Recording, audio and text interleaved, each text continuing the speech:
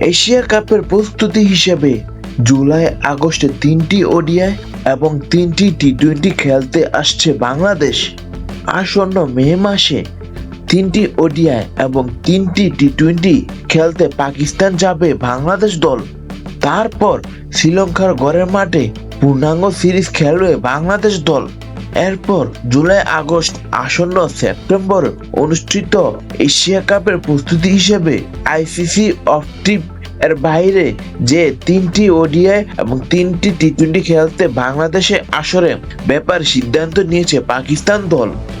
উল্লেখ্য, পাকিস্তান সিরিজের পর ভারতকে 3 ম্যাচ ওডিআই এবং 3 ম্যাচ টি-20 সিরিজের জন্য অতিথি দেবে বাংলাদেশ ক্রিকেট বোর্ড।